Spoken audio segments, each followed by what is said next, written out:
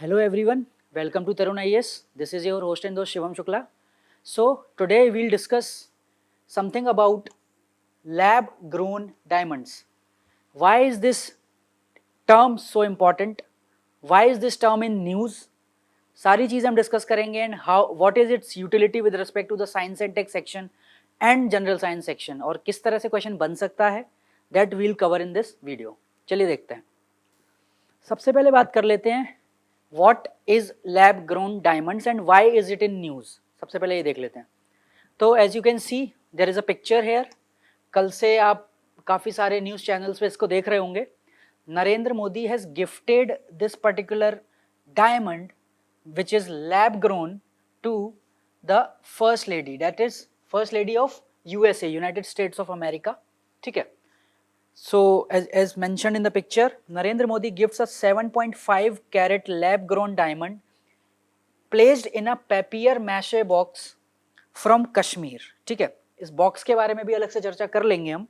इसके पहले देख लेते हैं कि फर्स्ट लेडी जिल बाइडेन को, जो कि वाइफ हैं ऑफ जो बाइडेन, इन्होंने गिफ्ट किया है एक 7.5 carat lab grown diamond.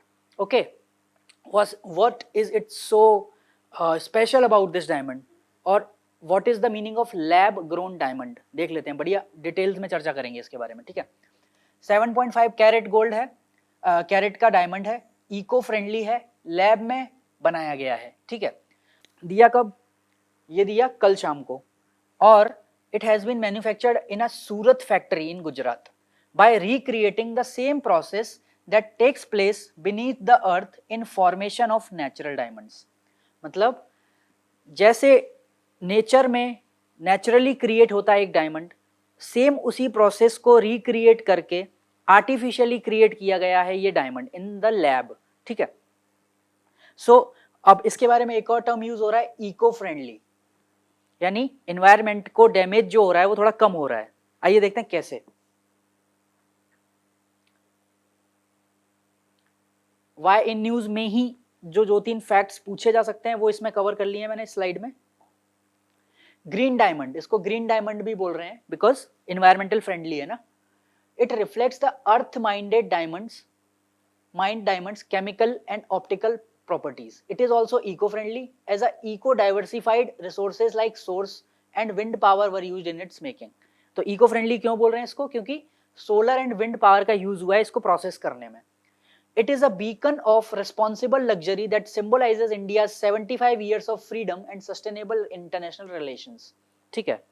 International relations के time पे US को दिया है, 75th year of independence को ये symbolize कर रहा है. इसके तौर पे ये गिफ्ट दिया गया है. ठीक है. Ministry of finance in its budget, इस साल का जो यूनियन बजट आया था उसमें भी स्पेशल मेंशन किया है और स्पेशल एम्फेसिस दिया है to the lab grown diamonds. ठीक है. Why government is pushing so much towards lab grown diamonds. इसके पहले एक छोटी सी इंफॉर्मेशन आप देख लो. आपने देखा कि 7.5 कैरेट डायमंड की बात करी हमने. ये रहा वो डायमंड. ठीक है. और ये रहा इसका केस. ठीक है. तो कैरेट क्या होता है? Carat is the unit of measurement for the physical weight of the diamonds. मतलब जब भी आपको किसी हीरे को वेट करके एक्सप्रेस करना है तो उसकी यूनिट है carat. 1 carat equals to 0.200 grams और 1/5 gram and is subdivided into 100 points.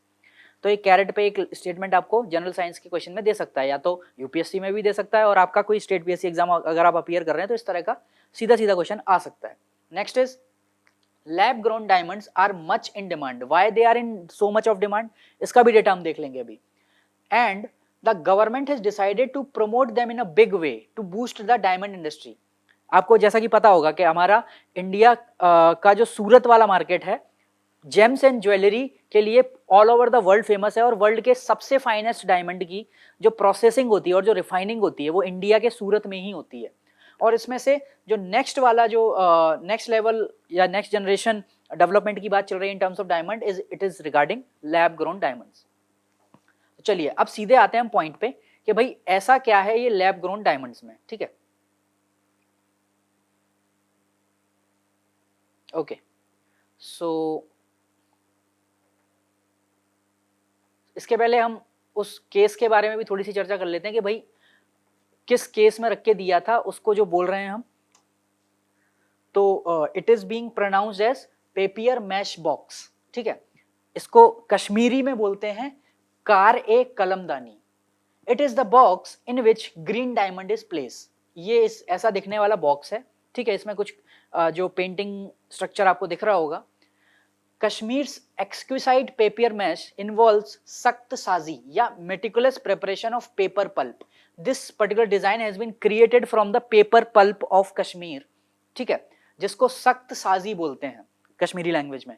और इस पर्टिकुलर जो बॉक्स है इसको बोलते हैं कार ए कलमदानी, ठीक है।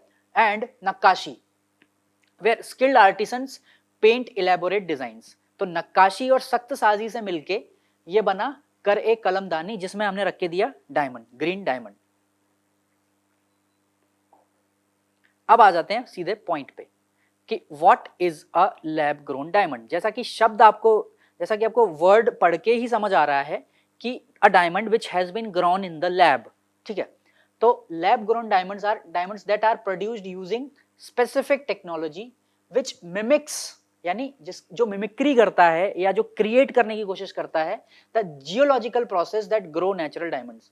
अब इसके पहले आपको ये पता होना चाहिए कि भाई नेचुरल डायमंड कैसे क्रिएट होता है। नेचुरल डायमंड क्रिएट होता है धरती के अंदर, इनसाइड द अर्थ, जो कार्बन का स्ट्रक्चर होता है जैसे ग्रेफाइट, ठीक है। तो वो हाई टेम्परेचर और हाई प्रेशर के साथ कुछ केमिकल एंड जियोलॉजिकल रिएक्शंस होती हैं, जिसके थ्रू थाउजेंड ऑफ ईयर्स में कुछ हीरे क्रिएट होते हैं, या natural diamonds naturally thousands of year लग जाते हैं क्रिएट होने में, ठीक है। अब इस प्रोसेस को वो टाइम ड्यूरेशन को रिड्यूस करके आर्टिफिशियली वो temperature and pressure conditions create कर रहे हैं बाय यूजिंग सम टेक्नोलॉजीज। इसके बारे में डिटेल में देखेंगे कौन कौन सी टेक्नोलॉजी अभी प्लेस में है और कौन सी सबसे कॉमन है और कौन सी सबसे चीपेस्ट है, ठीक है। तो बेसिकली लैब ग्रोन डायमंड्स के नेचुरल जैसे डायमंड क्रिएट हो रहा है ना, उसी तरह से हम artificially temperature and pressure conditions create कर रहे हैं बाय यूजिंग सुटेबल टेक्नोलॉजी, जिससे एक डायमंड निकल के आ रहा है और वो बिल्कुल वैसा ही लगता है जैसा असली डायमंड। और वैसा ही सिर्फ लगता नहीं है, उसकी प्रॉपर्टीज भी वैसी ही हैं, बिहेव भी वैसे ही करता है। जो एप्लीकेशन एक नॉर्मल डायमंड की होती है, जैसे diamond is the hardest substance non on the earth, same is about lab grown diamonds also. अभी हम डिफरेंस देखेंगे इसके बारे में, ठीक है। अब ये क्या बोल रहा है, they are not same as diamond simulants. Diamond simulants जैसा नहीं है। LDGs are chemically, physically and optically diamond. Basically lab में जो क्रिएट हुआ वो एक डायमंड सिमुलेंट नहीं है। सिमुलेंट मतलब उसकी आर्टिफिशियल या फर्स्ट कॉपी क्रिएट नहीं की है हमने, एग्जैक्टली सिमिलर मटेरियल बनाया है, जिसकी फिजिकल प्रॉपर्टीज यानी टेम्परेचर प्रेशर, जिसकी केमिकल प्रॉपर्टीज यानी उसकी केमिकल कंपोजिशन, एंड उसकी ऑप्टिकल प्रॉपर्टीज जो लाइट के साथ उसका इंटरेक्शन होता है, वो सारी प्रॉपर्टीज डायमंड से एग्जैक्टली मैच करती हैं, and this are difficult to identify as lab grown. मतलब अगर आपके सामने एक रियल नेचुरली क्रिएटेड डायमंड रख दिया जाए और उसके साथ साथ लैब ग्रोन डायमंड रख दिया जाए, तो जब तक आपके पास एक एडवांस टेक्नोलॉजी नहीं है, you will not be able to differentiate कि भाई ये लैब ग्रोन डायमंड है या ये नेचुरल डायमंड है, ठीक है। और जो जिसमें आप डिफरेंशिएट कर पाते हो बाय यूजिंग नेकेड आई और या फिर नॉर्मल टेक्नोलॉजी, वो पर्टिकुलर चीज कहलाती है डायमंड सिमुलेंट्स, जिसमें हम क्या करते हैं कि कोई ऐसा चीप मटेरियल यूज करके डायमंड जैसा दिखने वाला आर्टिफिशियल सब्सटेंस क्रिएट करते हैं, जिसको हम सिमुलेंट्स बोल रहे हैं, ठीक है। They lack the sparkle and durability of a diamond. वो डायमंड जैसे दिखते तो हैं, बट जितना ड्यूरेबल, जैसे हजारों साल तक एक डायमंड नहीं पिघलेगा, उसी तरह से उतना ड्यूरेबल ये नहीं होता। और what is the material that is used to create a diamond simulants? यहाँ पे मैंने मेंशन कर रखा है, like moissanite, cubic zirconia, white sapphire and YAG. These are the material that are used to create diamond simulants. Next is LGDs can be produced by many methods. जो मैं methods की बात कर रहा था, इसमें से एक method है high pressure high temperature method, ठीक है। इसमें हम डायमंड को आर्टिफिशियली हाई टेम्परेचर और हाई प्रेशर कंडीशंस के में उसको थ्रो कर दे रहे हैं सीधा, and then material is changing. तो this is the cheapest and the most common method, high pressure high temperature method, HPHT। Next is chemical vapour deposition method, ठीक है, CVD मेथड। और थर्ड एक और मेथड है जो थोड़ा सा एक्सप्लोसिव फॉर्मेट में है, इसमें कंट्रोल कंडीशन रखना थोड़ा मुश्किल हो जाता है, जिसको बोल रहे हैं डिटोनेशन नैनो डायमंड्स, ठीक है, जिसमें कुछ एक्सप्लोसिव्स का यूज हो रहा है। तो these are the three material as of now, methods to create lab grown diamonds as of now, ठीक है। अब थोड़ा सा डिटेल में देख लेते हैं कि भाई लैब ग्रोन डायमंड्स डिफरेंट कैसे है from the natural diamond, as well as जो लेबोरेटरी क्रिएटेड डायमंड है जो HPHT मेथड से बना है और जो CVD मेथड से बना है, उन दोनों में भी क्या डिफरेंस आ रहा है, ठीक है। तो सबसे पहले क्रिएशन प्रोसेस का डिफरेंस है, कैसे बनाया जा रहा है। Hope the slide is visible to you, ठीक है। सो द क्रिएशन प्रोसेस में क्या डिफरेंस है, एक एक करके देख लेते हैं। Natural diamonds are formed deep beneath the earth, earth surface के नीचे क्रिएट हो रहे हैं फ्रॉम कार्बन सब्सटेंस का यूज करके सीधा सीधा under extreme heat and pressure. तो जो एक्सट्रीम हीट और प्रेशर उसको मिल रहा है वो नेचुरली मिल रहा है, ठीक है। धरती के अंदर ऐसी कंडीशंस हैं जहां वो क्रिएट हो रहा है। They were later propelled upward by the volcanic activity. अब ऊपर वो कैसे आ रहे हैं, अंदर वोल्केनिक एक्टिविटी हुई उसकी वजह से वो ऊपर फ्लो करके आए, and can be found in river beds जहां रिवर फ्लो करती हैं उसके आसपास का एरिया, ठीक है। इसके अलावा oceans and trapped in solidified lava rock, जो इरप्शन वोल्केनिक इरप्शन के बाद जो लावा रॉक बाहर आती है उसमें भी ट्रैप्ड रहते हैं सॉलिडिफाइड फॉर्म में। नेक्स्ट इज HPHT, ठीक है, ये आर्टिफिशियली क्रिएट कर रहे हैं। तो ये कैसे क्रिएट कर रहे हैं, it replicates the natural diamond formation process, exact copy बनाने की कोशिश कर रहा है उस प्रोसेस को बाय सब्जेक्टिंग द ग्रेफाइट, ठीक है। हमने एक ग्रेफाइट मटेरियल लिया, ठीक है, एंड उसको extreme pressure and high temperatures with metal solvent and molten flux, एक मेटल सॉल्वेंट लेंगे जिसमें वो चीज घुल जाए, ग्रेफाइट घुल जाए, एंड देन एक उसको पूरी तरह से पिघला के उसका एक फ्लक्स निकालेंगे, उसको बहाएंगे, फ्लोएबल बनाएंगे, किसके through, by creating extreme pressure and temperature conditions artificially. This creates synthetic diamonds over days और वीक्स, कुछ डायमंड्स को बनाने में डेज लगेंगे, कुछ डायमंड्स को बनाने में वीक्स लगेंगे। एंड HPHT रिएक्टर्स, ये कहाँ बनाया जा रहा है, HPHT रिएक्टर्स है जहां पे रख रहे हैं ये सब चीज को, ठीक है। एक मेटल सॉल्वेंट है, एक मोल्टन फ्लक्स है और एक HPHT रिएक्टर है जिसमें ये रखा जा रहा है। And what is the weight of that particular reactor is around 50 tons. तो ये तो हो गया HPHT के बारे में। थर्ड इज CVD, यानी केमिकल वेपर डिपोजिशन के थ्रू जो डायमंड बन रहा है लैब में, ठीक है। इसमें क्या हो रहा है, they utilize a diamond seed crystal placed in a chamber filled with gases and heated to high temperatures. एक चैम्बर लिया, उसमें हाई मतलब गैसेस रख दी, कुछ certain amount of gases are put in that particular chamber and उसको heat करते हैं बहुत हाई टेम्परेचर पे, ठीक है। तो और डायमंड सीड बेसिकली एक ऐसा सब्सटेंस जिससे डायमंड क्रिएट हो जाए, बेसिकली एक रॉ मटेरियल, ठीक है। Methane breaks up depositing carbon layers onto the seed crystal. तो जो भी हमने जिसके थ्रू हमें डायमंड बनाना है वो सीड क्रिस्टल वहां रख दिया, ठीक है। उसमें मीथेन उससे ब्रेक होगी, ठीक है, और सीड क्रिस्टल के ऊपर एक लेयर डिपॉजिट करेगी कार्बन की, ठीक है, resulting in a square or tabular shaped synthetic diamond with distinctive fluorescence patterns related to their layered structure, ठीक है। तो अब आप यहाँ पे आप देख सकते हो कि जो लेयर सीड क्रिएट हो रही थी ना, वो धीरे धीरे लेयर बाय लेयर स्क्वायर बना। देखो ये पहली लेयर, ये सेकंड लेयर, ऐसे करके स्क्वायर बनेगा या टेबुलर शेप, यानी टेबल का जैसा एक शेप होता है उस तरह का स्ट्रक्चर बनेगा, ठीक है। इसको हम सिंथेटिक डायमंड्स हैं, और जिसमें जो फ्लोरोसेंस है, मतलब जो चमक है उस पर्टिकुलर जो पैटर्न जो नया बना उसकी उसी तरह से होगी जैसे एक नेचुरल डायमंड की होती है, ठीक है। अब शेप कैसा है, नेचुरल डायमंड का शेप यूजुअली ऑक्टाहेड्रन होता है, ठीक है। जैसा ये आपको शेप दिख रहा है, ये ऑक्टाहेड्रन है। इसकी ग्रोथ जो है, मतलब एक छोटा सा सीड लिया और जिस तरह से वो ग्रो कर रहा है वो 8 डायरेक्शंस में होगी, 8 डायरेक्शंस में, ठीक है। तो नेचुरल डायमंड ऑक्टाहेड्रन इसीलिए हो गया, ठीक है।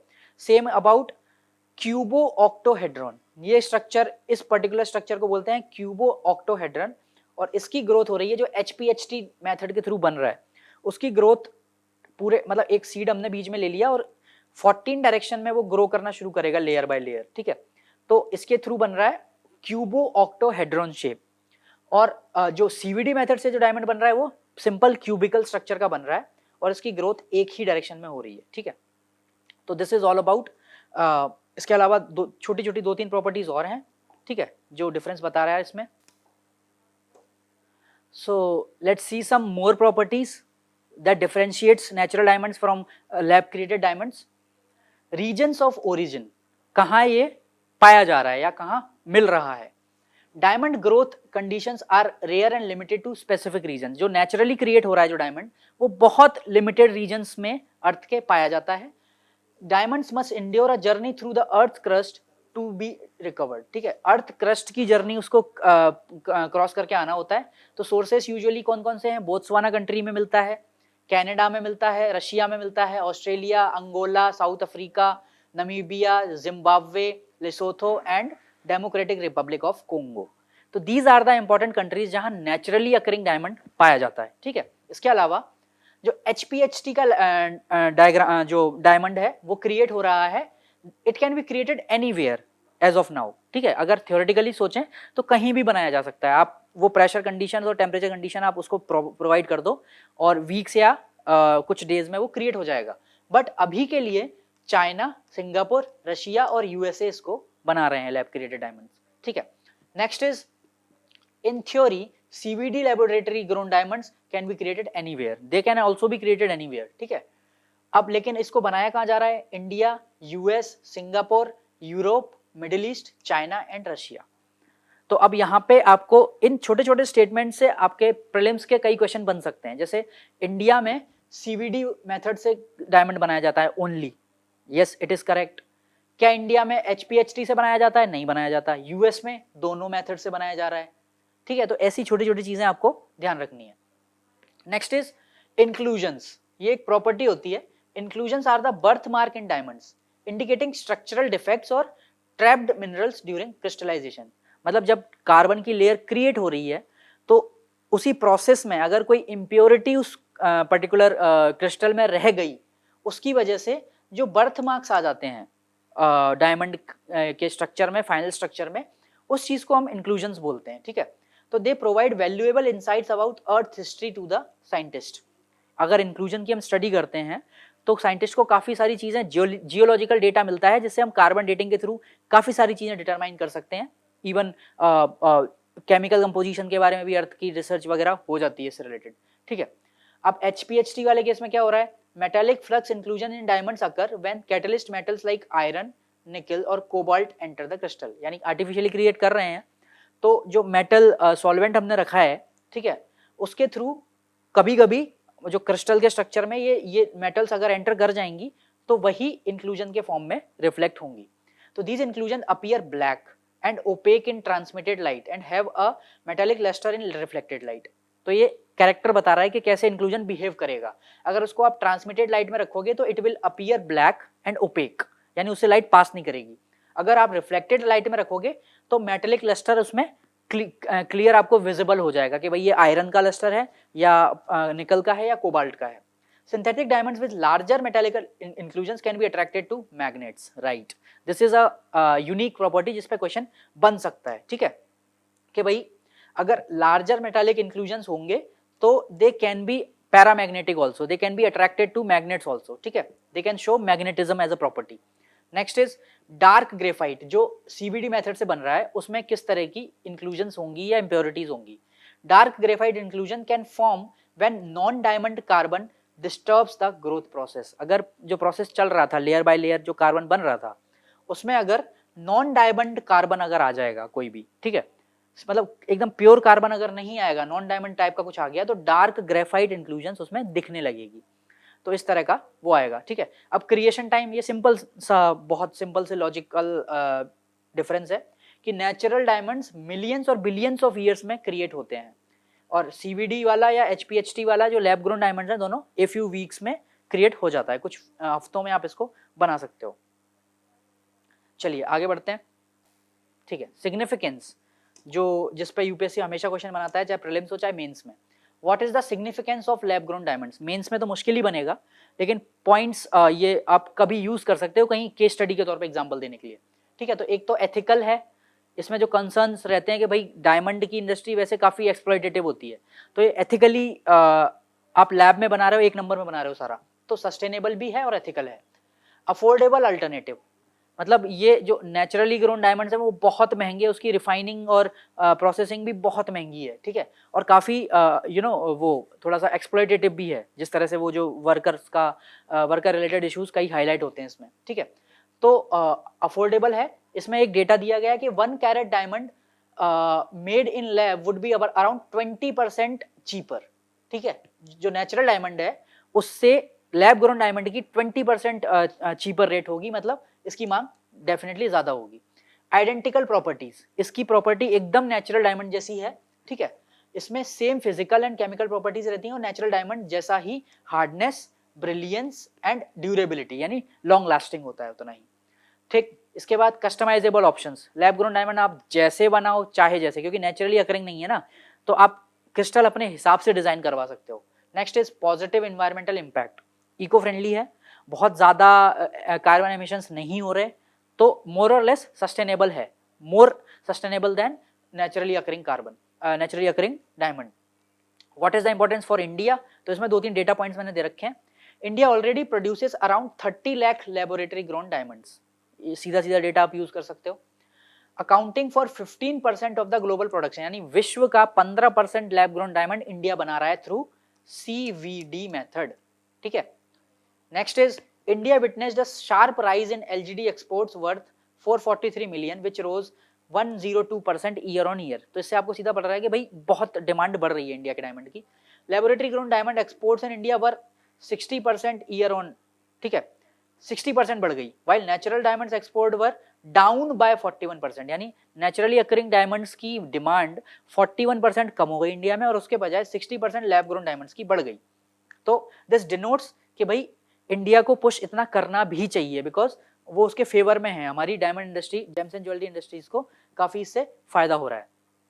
नेक्स्ट इज जो यूपीएससी का अगेन पर्सनल फेवरेट है कि भाई एप्लीकेशन ओरिएंटेड क्वेश्चन पूछता है, तो एप्लीकेशंस क्या क्या है, ये सीधा सीधा जो लाइन है ये इंडियन एक्सप्रेस का एक्सप्लेन्ड सेक्शन जो आता है वहां से ली गई है, तो इस पर बहुत यूनिक पॉइंट है, ये सीधा क्वेश्चन पूछ सकता है। Pure synthetic diamonds have high thermal conductivity, ठीक है, बट नेग्लिजिबल इलेक्ट्रिक कंडक्टिविटी, ये एक बहुत यूनिक प्रॉपर्टी है, थर्मल कंडक्टिविटी ज्यादा है और इलेक्ट्रिक कंडक्टिविटी एकदम नेग्लिजिबल। तो इसका यूज इसकी वजह से कहाँ आएगा, फॉर इलेक्ट्रॉनिक्स, जहां ऐसे diamonds can be used as heat spreader for high power laser diodes, laser arrays and high power transistors. Electronics industry में इस पर्टिकुलर सेक्शन में जहां आपको हाई थर्मल कंडक्टिविटी की रिक्वायरमेंट होती है बट इलेक्ट्रिकल कंडक्टिविटी कम चाहिए, यहाँ पे सीधे सीधे सिंथेटिक डायमंड्स यूज में आ सकते हैं। इसके अलावा ज्वेलरी सेक्टर में, इंडस्ट्रियल टूल्स एंड मशीनरी बनाने के लिए, कटिंग एंड पॉलिशिंग टूल्स करने के लिए, हाई परफॉर्मेंस इलेक्ट्रॉनिक्स जैसा मैंने बताया यहाँ पे, देन ऑप्टिकल कंपोनेंट्स बनाने के लिए भी काम आते हैं, ठीक है। हीट डिसिपेशन इन इलेक्ट्रॉनिक्स, क्योंकि काफ़ी ज़्यादा हीट एब्जॉर्प्शन कैपेसिटी है इसमें, इसकी थर्मल कंडक्टिविटी हाई है। मेडिकल एंड साइंटिफिक इंस्ट्रूमेंट्स, जो काफ़ी sophisticated management in the production facility, मतलब ये बोल रहा है कि अगर आप इस पर्टिकुलर डायमंड को इको फ्रेंडली बोल रहे हो तो आपने क्या सारे फैक्टर्स अकाउंट में लिए हैं, क्या सारी चीज़ों के बारे में चर्चा की है रिगार्डिंग सस्टेनेबिलिटी। तो इसमें बता रहा है कि भाई इको फ्रेंडलीनेस केवल सोलर या विंड पावर यूज कर देने से नहीं बनती है, इसमें और भी फैक्टर्स आते हैं, जैसे एनर्जी का, आपकी एनर्जी कहाँ से प्रोक्योर करी आपने, कौन सा केमिकल यूज किया, उसका एमिशन कितना है, ठीक है, मटेरियल कौन सा यूज कर रहे हो, वो सस्टेनेबल है कि नहीं, कार्बन फ्रेंडली है कि नहीं, ठीक है, वाटर कितना वेस्ट हो रहा है, और वेस्ट मैनेजमेंट आप कैसे कर रहे हो, उस पर्टिकुलर इंडस्ट्री से जो वेस्ट निकल रहा है उसको आप डिस्पोज कैसे कर रहे हो, ये सारे चीजें इन्वायरमेंटल कंसिडरेशन में आता है। तो आपने ये चीज कंसिडर करी है कि नहीं करी, इसको भी स्टडी करने की जरूरत है। Next is comparisons between natural and lab grown diamonds are complex due to variations in production processes, locations, power sources, productivity and sustainability practices. तो वो सीधा बोल रहा है कि भाई लैब ग्रोन डायमंड्स और नेचुरल डायमंड्स को आप कंपेयर कर तो रहे हो, लेकिन इसमें ये सारी चीजें भी आपको फैक्टर इनटू करनी पड़ेंगी अकाउंट में जब आप उसकी सस्टेनेबिलिटी की बात कर रहे हो। तो कहाँ पे बनाया जा रहा है डायमंड, अगर इंडिया में बन रहा है तो ज़्यादा एमिशन बेसिकली हो रहा है, यूरोप में आप बना रहे हो तो थोड़ा सा रिन्यूएबल एनर्जी का यूज ज़्यादा हो रहा है, तो कौन सा वाला ज़्यादा सस्टेनेबल है, तो आप सबको एक तरफ से सस्टेनेबल बोल के नहीं बेच सकते ना, तो दिस इज वन कंसर्न, ठीक है। These are the, you can use them as concern and challenges also, कि भाई लैब ग्रोन डायमंड्स की इंडस्ट्री को एक्सपेंड करने में what are the challenges in India, ठीक है, इस तरह से आप यूज कर सकते हो। Lab grown diamonds still require graphite and metals and the reactors used in their creation are built with metals obtained through mining. सीधा है, ये थोड़ा इनडायरेक्टेड है, ओवर स्ट्रेच्ड आर्ग्यूमेंट है कि भाई आप सब कुछ तो बनाने में मेटल यूज कर रहे हो, और मेटल अगेन माइनिंग से आता है, mining again environmental not friendly process है, ठीक है, तो आप कैसे उसको सस्टेनेबल बोल रहे हो, तो इट इज अ कैच.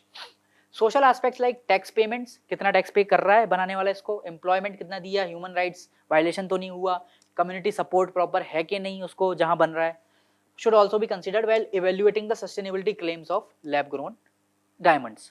तो इस स्टडी के ये कुछ जो इम्पैक्ट था उन्होंने जो पब्लिश किया था, ठीक है. तो this is all about diamonds, ठीक है.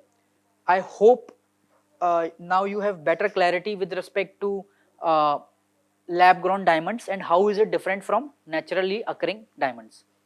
So thank you and have a nice day.